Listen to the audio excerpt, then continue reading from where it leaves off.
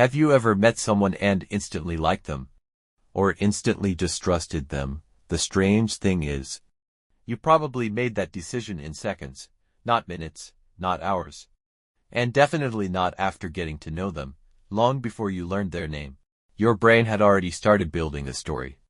A story about who they are, whether they are confident, whether they are trustworthy, whether they are someone you want to be around. And the strange part is, most people don't even realize they're doing it. We like to think we're rational. We like to believe we carefully evaluate people based on evidence. But psychology tells a different story. The human brain is designed to make fast judgments. Much faster than most people imagine. Why? Because for most of human history, taking too long to decide could be dangerous. Imagine you're a human living thousands of years ago. You see someone walking toward your camp. You don't know them. You don't know their intentions. You don't know if they're friendly. You don't know if they're dangerous. Your brain cannot afford to wait 3 weeks and gather evidence. It has to make a decision immediately. Friend or enemy, safe or dangerous, stay or run. That ancient survival system still exists inside your brain today. The only difference is that most modern threats aren't life-threatening. You're not deciding whether someone will attack you. You're deciding whether to trust them, work with them, date them, hire them, listen to them, but the system is still the same. Your brain wants answers quickly, and that's where first impressions come from. Most people assume first impressions are based on appearance alone, but that's only part of the picture. In reality, your brain notices hundreds of tiny signals. The way someone walks, the speed of their movements, their posture, their facial expressions, their eye contact, their tone of voice, even how comfortable they seem in their own skin. Many of these signals are processed automatically. You don't consciously analyze them. Your brain does it for you, and then it delivers a conclusion. Sometimes that conclusion is accurate. Sometimes it isn't, but it happens anyway. Think about the last time you met someone who seemed trustworthy. What exactly made you trust them? Most people struggle to answer that question. Because the process happened beneath conscious awareness. You simply felt something, and then your brain created a story to explain that feeling. What's even more interesting is that people often confuse confidence with competence. Someone who speaks confidently can appear intelligent even when they're wrong. Someone who speaks carefully can appear uncertain even when they're right. This is one reason first impressions can be so powerful. The brain loves shortcuts. Psychologists call these shortcuts heuristics. They help us make decisions quickly, but quick decisions aren't always accurate decisions. In fact, some of the most important people in your life may have made terrible first impressions. And some of the people who impressed you immediately may have turned out to be completely different from what you expected. Because first impressions are often a prediction, not a fact. But here's where it gets even more fascinating. Once your brain forms an impression, it starts looking for evidence to support it. This is called confirmation bias. If you think someone is kind, you'll notice kind behaviors.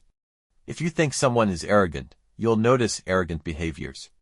Your brain begins collecting evidence that supports its original judgment, and often ignores evidence that contradicts it. This means first impressions don't just influence how we see people. They influence what we notice about people. The story comes first, the evidence often comes second. One of the clearest examples happens during a job interview. Imagine two candidates walking into the same room. The first candidate looks nervous. Their voice shakes slightly. They avoid eye contact. Their posture appears tense. Within seconds, the interviewer begins forming a story. Maybe this person lacks confidence. Maybe they are not prepared. Maybe they are not qualified. Now imagine a second candidate entering the room. They walk calmly. They smile naturally. They maintain relaxed eye contact. Their movements feel comfortable and controlled. Almost immediately, a different story begins forming. Maybe this person is competent. Maybe they are trustworthy. Maybe they have leadership potential. The surprising part is that neither story may be true. The interviewer doesn't actually know either person yet. Very little real information exists. But the brain dislikes uncertainty, so it fills the gaps. It creates explanations before enough evidence is available. And once those explanations exist, confirmation bias starts doing the rest.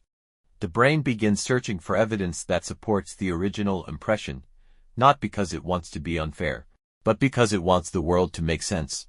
This is why changing someone's first impression can be difficult.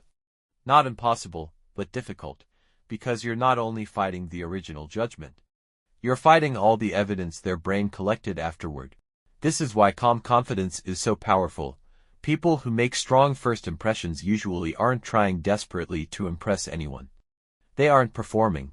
They aren't forcing attention. They're simply comfortable with themselves, and that comfort sends a signal that says, I don't need your approval to feel okay. Strangely, that often earns more respect than trying hard to earn respect. Because confidence is contagious, people feel it, even when they can't explain why. So what should you take away from all this? First impressions matter, more than many people realize. But they are not destiny. People may judge you quickly. They may form opinions before you say a word. That's human nature. But those opinions are only the beginning of the story. The real story is written afterward. Through your actions, your consistency, your behavior, your character. And while you can't completely control someone's first impression of you, you can control what happens next, because in the end, people may remember what they thought about you in the first few seconds, but they'll remember what you repeatedly showed them for much longer. And that's where lasting trust is built.